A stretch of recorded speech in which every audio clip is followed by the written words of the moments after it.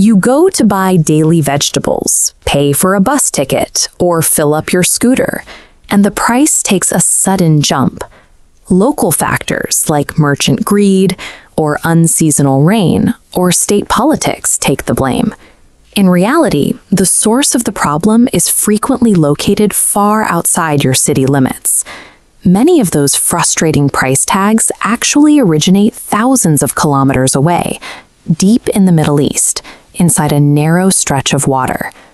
In our modern, heavily connected global economy, the cash in your local wallet is entirely at the mercy of global geography.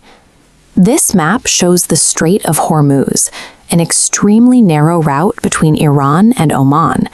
Every day, 1/5 of the world's crude oil is squeezed through this tiny gap, a funnel sending Middle Eastern energy outward. India happens to be one of the top importers of that exact crude oil. A massive portion of the fuel that reaches our shores makes its journey on ships exactly like this one, right through that specific strait.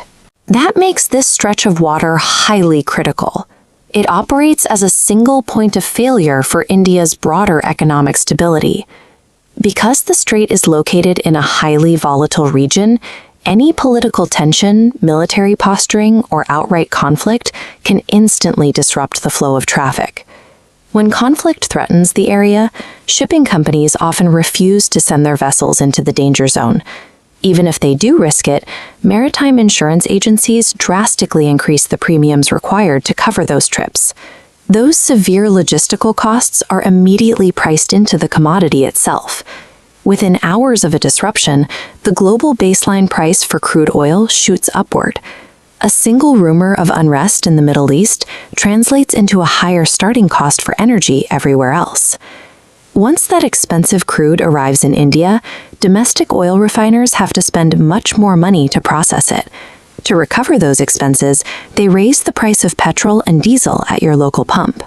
High fuel prices ripple through the entire domestic supply chain. As you can see from this line of heavy transport vehicles, India's logistics, the trains, ships, and trucks moving our goods, rely entirely on diesel. When transport agencies pay more for fuel, their operating costs surge. They pass those expenses up to the manufacturers, who in turn raise the retail prices of everyday items, like a carton of milk, your everyday clothing, and consumer electronics. Even if you walk to work and never buy a drop of fuel yourself, you still pay a hidden Strait of Hormuz tax on every physical item you buy.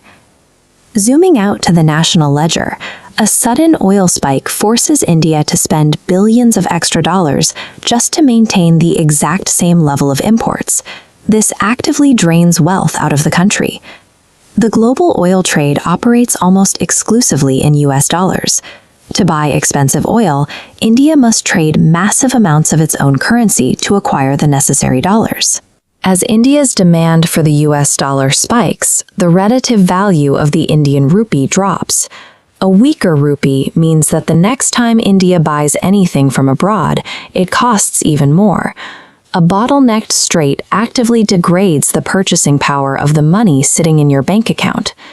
During these spikes, the Indian government is backed into a corner. They can either cut fuel taxes to provide citizens relief, which destroys the revenue needed to run the country, or keep taxes high and let inflation hit the population. The hardest part of this equation is that India has absolutely zero control over the political and military decisions made by nations in the Middle East. Since the bottleneck itself cannot be managed from New Delhi, the only permanent defense is to re-engineer the entire Indian economy to bypass that waterway entirely. India has started attacking its oil dependency at the consumer level. Pushing toward electric vehicles, like the one shown here, along with blending more ethanol directly into standard petrol, reduces the sheer volume of crude oil the country requires.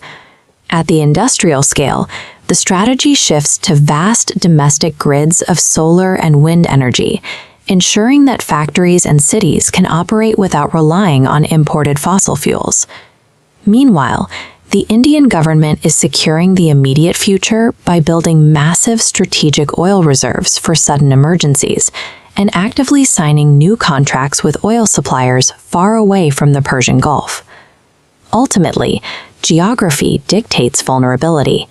For India, constructing a green energy grid and diversifying global suppliers is a strict mathematical requirement to secure the nation's long-term economic survival.